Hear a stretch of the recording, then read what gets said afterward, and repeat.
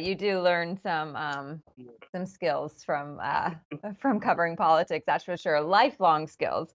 Mhm. Can you talk a little bit about how you are a different person now than you were before this travel? Like, what did you learn, not only about yourself, but about the world, the United States, politics?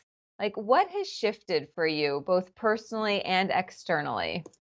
Oh, it's a really good question. I think just me personally, I'm way more grounded, way more centered. I kind of see things more at a 35,000 foot level that we sometimes, especially in the United States, we get really in our own little bubbles and we forget about that there's a whole world out there and there's just people that really operate differently and see things differently. And we need to be more conscientious of that and more understanding of that.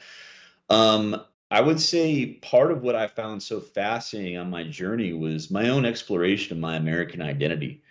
And one of the things I really came to realize that America is really a land of abundance. And that we would say is a good thing.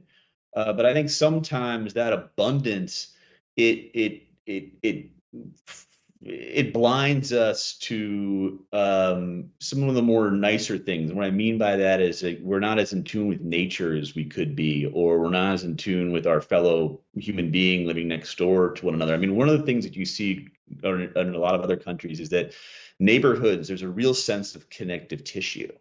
And one of the things I learned is in traveling, especially in Latin America, is that every morning a lot of neighborhoods, people will just take their coffee. There's no phone. They leave their phone at home and they just walk around the neighborhood and they talk to everybody. And I Mm. just think that's such a neat thing. So that's something I wish we had more of the United States. And then lastly, I would say I'm very, I think, conscientious of that most people want to do right. And most people are very very willing to help you out. I didn't have a single negative experience from people when I traveled. The only bad Wow. time I ever had the only bad time I had was on the subway system in Budapest, Hungary, where it's like this old Soviet era mean lady. They said I had the wrong ticket and gave me a $30 fine. That was it. Like, and I went all around the Middle East and all around these places that were taught are so mean to Americans, and everyone was helpful. And it's just, if you're nice, they'll be nice back.